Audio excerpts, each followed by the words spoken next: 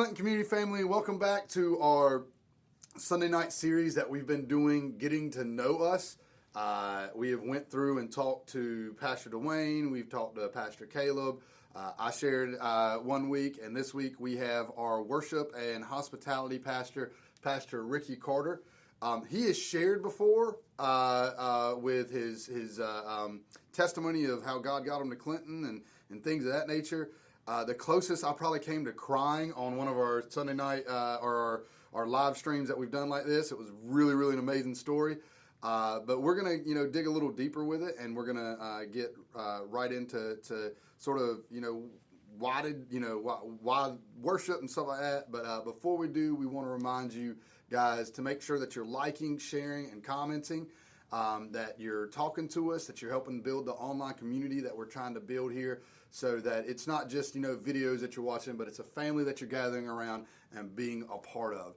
So without further ado, Pastor Ricky, let me ask you, man. So when did you feel the calling of God, whether it's to go in full-time ministry or not, when did you feel the calling of God to do ministry in general? Yeah, so, I think around sixth grade, we had just moved from Texas back to Oklahoma, and started going to this church, and we were, and I've kind of talked about this a lot before with certain people, but I remember being up in our in the attic of the church. We had our bonus room that we had Royal Rangers in, and our youth group met down below, and we had a window that you could pull up in this flap, kind of like a cellar door on a house, and I remember looking down and seeing them worship, and I was like, I didn't know what they were doing, didn't understand it, but at that moment, I just felt like that's what I should be doing. And again, never sang in front of anybody, never played an instrument, didn't know I had a talent. And I remember asking the teacher, hey, when can I go down there? And luckily for me, it was that same year, I was transitioning into that, and just started getting into the worship in our youth group. And I remember they asked me to sing a lead in a choir thing that we did for our youth, and man, I was scared to death. But during that time, I really felt like God confirming, you saw these people worshiping, and I just showed you through these people that you have a talent that you didn't know that you had. And I felt, in that sixth grade, seventh grade era, that I knew I had some kind of a calling in music. And what you just said, I didn't feel like I had a calling to be part of a church, to serve as a pastor or anything like that. In fact, I didn't want to. I feel you on that. It's tough, those people that have been volunteering or serving for a long time, church isn't always, this high, fabulous, flashy kind of thing. You get to see some dirt, and you get to be part of tough situations. And I didn't know that I really wanted to do that, but I knew that there was a calling to be in music, whether that was just volunteering, being part of a band, whatever that is. I felt like that was a calling. So again, I didn't feel a calling to be a pastor. A lot of people know that I didn't grow up. I didn't go to college, don't have that kind of education. I've worked all my life, so even now I still don't feel like, when you look at that aspect, that I'm qualified enough to be a pastor, so to say. But I think, again, God has a calling, and I was watching back to what Pastor Caleb and Pastor Dwayne and even you said is, our callings are different in our lives, right? And so, my calling is music, but there's also other callings on my life, and I think we're going to talk about that as we move on. But yeah, sixth grade, seventh grade, that's kind of when I felt that calling. Now, I know for each of us, it's crazy because how different, how they all converge, but how different each of our stories are. When you said you felt that calling, I know Pastor Dwayne said he had someone speak it over him. Pastor Caleb said that he had sort of a feeling and someone confirmed it in him. Was it just like when you saw it, you knew, or was it just like that still small voice in you that was like, hey, this is it? Yeah, I think when I seen it, again, I didn't understand what was going on, but I didn't hear a voice. I don't think God has ever talked to me in an audible voice. He, in my personal life, He's used people to influence me or people to speak into my life. but I've never felt God specifically speak over my life in an audible voice where I've heard. But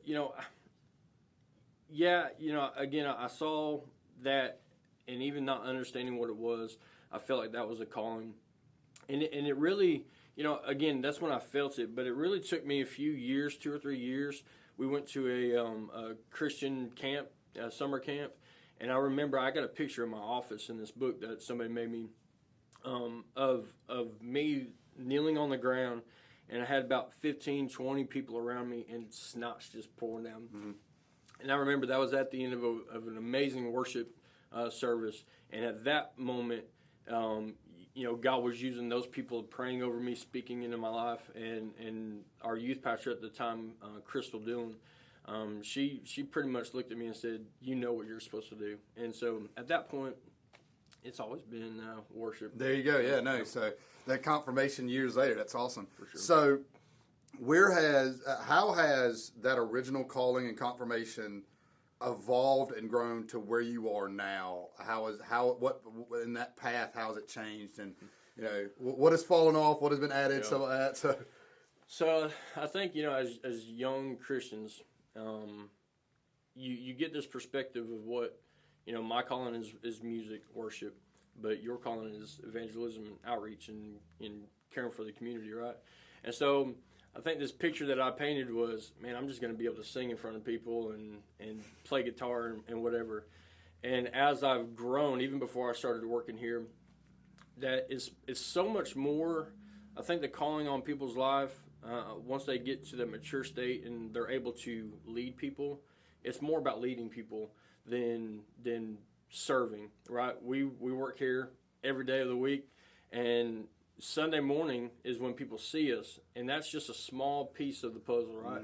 And in fact, like, my thought again was, I'm just going to sing all the time, and we know that on Sunday mornings we have 2 services, so I get about 45 minutes a week of singing all the time, worshiping, right? Yeah. Singing, and the rest of it is leading people and helping people and teaching people and dealing with situations. And so I think my thought of what a worship pastor, now that's what I am, has really changed dramatically from what I thought it was going to be.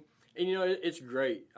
You get the opportunity to help people, and you get the opportunity to learn people and just be part of people's lives and in their ups and downs, and it's great. But again, when I first started, I thought I was just singing, right? Yeah. I make a joke when me and Pastor Dwight sat down for my interview to start this job. He said, "Ricky, you just do the singing, I'll do the preaching." And I was like, "Oh, perfect." And the first day that I worked here, a man came into the church office and said, "Hey, Ricky." I was like, "Hey." He said, "My wife died." And I was like, "I'm just supposed to sing." What am I doing? Start singing to him. I'm so sorry. Yeah, I didn't know what to do. And so I looked and I was like, "Hey, Pastor Dwayne, I need your help." So it obviously has changed from what I thought it was. But man, it's great. It's great. One of the best advice I ever got talking about that area was, you do 90% of the things that sometimes you don't want to do to get to do the 10% of the things that you love, For sure. specifically in ministry. And that's what it feels like. Like you said, 45 minutes out of, I know we put in, and I'll say 40 hours a week, but we put in well over 40 hours a week for 45 minutes of singing, you know what I mean? For sure. And it's been great. But recently it's evolved into some other things here at the church. Me and you work a lot more closely together. There's been things that we've handed off to each other, and one of the things that I know that has burned passionately in your heart was a lot of the hospitality and the connections sort of aspects of it. How has that evolved and grown into what's going on in your ministry right now? Yeah, so for sure. I think back to when I was younger, and for those people that don't know, in my family, I'm the only one that goes to church in my entire family, not just my parents, my brothers and sisters, but my entire family. And so growing up, I had people in the church that played a very important role in me being who I am today. And those connections happened because they seen that I was in need of something, and they were selfless and helping me grow. A lot of people know that Randy and Teresa, man, they played a very important part of my life, giving me a place to live. And not just them, but other people letting me live in their homes as I went through my high school age. And I think that kind of planted that seed of, man, I really love people and I really care about people and I want to connect with people because, again, if I didn't have those people in my life, I definitely know that I would not be in the church. Man, I was going down a bad way, and without these people really just pouring into my life and just loving me, even in my flaws and my downfalls, they love me just like Jesus loves us, and so. I've always had a passion for just reaching and connecting with people in a different way because, your passion is to reach out in the community. And I'm passionate about that. I don't want it just to stay in the four walls by any means. But when people come onto this campus, our thought is, our vision is a place for people to call home, a life-giving church. And that's not going to happen without us connecting. And so in this season that we're in, that you just mentioned, I'm doing worship, and now I'm over hospitality and getting people connected to the church, and it is great to see, just from somebody coming to a first time church service on a Sunday morning, and then seeing them come into our newcomers dinner, and then seeing them serve on a team somewhere, and just seeing that without the church and without us again connecting. That probably wouldn't happen, whether it be here or somebody else. And so, that has changed where, again, my calling in life is music, but I think all of our calling in life is just to love people. Oh, yeah, definitely. For sure. So where do you feel, with all of that, where do you feel possibly that your calling is leading you to now? Where is it? What's the future hold for Ricky Carter? Man, I know, again, going back to watching the other pastors, their answers was, I don't know. And I don't think any of us, we have a plan, right? But, without being Sunday school church answered, God's plan for us, He already knows everything. And so it's hard to plan. But I believe that we all have seasons. And in this season that I'm in, I just believe that I'm going to give everything I can to growing our team. Whether that's me on stage singing every Sunday morning or me working out in the parking lot, in between those Sundays and those 6 days that we have, I believe this next season in my life is going to be focused on building up our next team, our next replacement of me, because I'm not going to be here the rest of my life. You're not going to be here the rest of your life, right? Or that's my thought, right? Again, we all have seasons.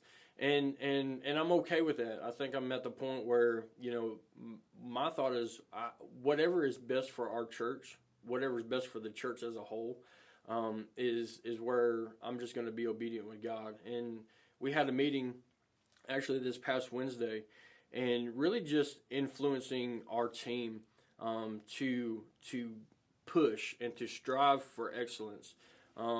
And that doesn't mean we're perfect, but that does mean that we're going to give our very best. And I believe in doing that and in giving our team the tools, whether it's the worship team or the hospitality team, giving them the tools and teaching them and myself, training myself and bettering myself in this next season. That's where I'm going to be focusing all my time is again that next generation. And we might say that next generation is young people, but that next generation might be a 50-year-old lady or a man that's never served, right? Yep. And so that next generation of leaders and volunteers and servants. And so I think that's kind of where God's placing my passion right now. So definitely. And it's crazy because like you said, going back and looking at all of it, all of us just naturally going, we'll serve. It caused us to ultimately have the doors open to where each of us are. Like, I've met so many people in my life that goes, I feel God calling me to do this, and then you find out they don't do anything, and right. You're like, I don't think you're going to get there, boss. Right, for sure. So it's one of those things that I know we want to be a church that help people become growing followers of Christ. But, that does also, growth also looks like being a part of something that your hands are to the plow is how I was always taught. For sure. So, with all that, man, if there is any bit of advice maybe that you've been given, maybe that you've just learned, what would you like to pass on to someone that may be going, hey, man, I'm starting to feel that calling, but I don't know what to do and I don't know where to go with that? I think just breaking it down to basic Christianity, right? Christianity, in my opinion, is just faith, right? I believe that what I read in the Bible is true. I believe that God sent His Son to die for me, right? And so in the calling, we have to have faith. Because again, God will place a calling on your life, and it might be so muddy that you don't really understand it, or it might be so broad at the moment that you're like, I don't know that that's for me. But having that faith and understanding that there is a calling on your life, and going back to what Pastor Dwayne said, is your calling might be just to be that sweet lady that greets at Walmart, and you're really just loving on people, right? Your calling on life might be a senior pastor. Your calling on life might be running a business or whatever. And again, in the beginning of it, you're not well polished. You don't have all the answers. You never will, just being honest. But having that faith to say, you know what, God's giving me this gift. God's calling me this way. And I'm going to have the faith to at least explore it, check it out, try it out, and not be so easy to quit. Because it's going to be hard, right? We already know that. It's going to be hard. God never said, hey, get saved, come follow me, everything's going to be peachy keen. But having that faith, never giving up, never quitting, never settling, I think that's a big thing. We like to be, as humans, we like to just live a life that's easy, right? We don't want to, it's easier not to challenge ourselves. It's easier not to learn something brand new. That old saying, can't teach an old dog new tricks. We kind of get set in our own ways, and so we're comfortable. And so, having that faith, pushing yourself, and then just having confidence in yourself. For me, being on stage, it's a little bit different platform than just greeting. And I'm not saying just greeting, but you know what I'm saying. There's at our church, at this church, there's expectations that we place on people that are leading us in worship. And so being skilled, trying to better yourself in every single way. So just having that faith and pushing yourself to be better. Awesome. Definitely, man. I completely agree. With all that being said, man, I want to thank you so much for being here, doing the interview with us again. And if you will, close us out in prayer. I'd appreciate that very much. Yep, for sure. God, as always, man, you are so good to us. Yes, and you truly deserve all of our glory and all of our praise. And God, as I've, again, watched these interviews that Pastor Eddie has with the staff, and looking forward to hearing from Pastor Dwight and his message, God, I just pray that people are not just viewing and just watching, but that they're really being spoken to, learning about us, but also learning about their calling on their life.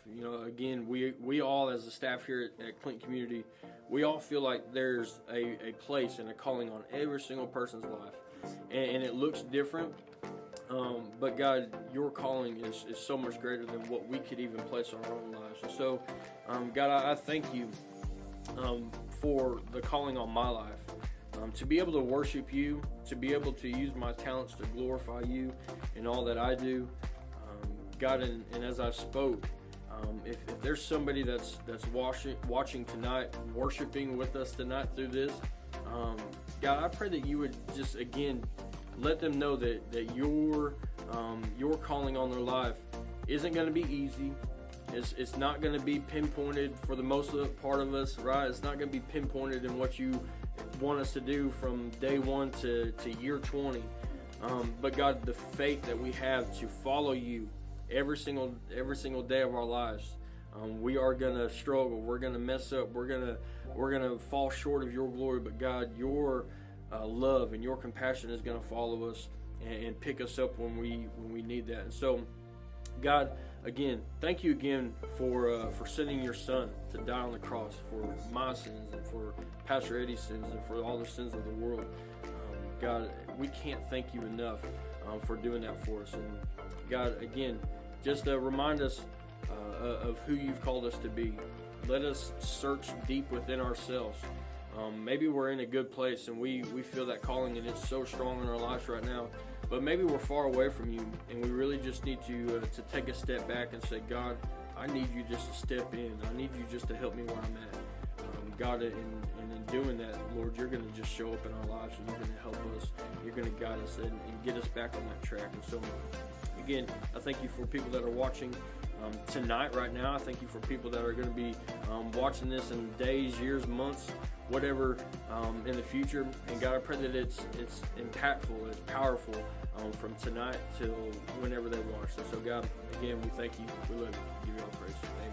Amen. Thank you very much again, Boss Yes, Man. sir. Yep. And guys, we hope you really are enjoying this. We got Pastor Dwight coming up. Now, that's not next week, because next week we have a worship night. Yep. So it's one reason. See how like we strategize these things. We interview the worship leader, and then we have a worship night. But we're excited about it. Pastor will be the last Sunday of the month, and we're excited to hear about his story. I'm assuming, when he was in the cradle, that Jesus showed up personally to him. He's one of those people that he knew from day one what he was supposed to do. Yeah, exactly. And he's done it very, very passionately, and he's amazing. So make sure you're tuning in to that. And guys, before we get off, if no one else has told you, we want to make sure we tell you we love you, we believe in you, and we believe God has a great plan for your life. Definitely. Thank you so much for joining us. God bless.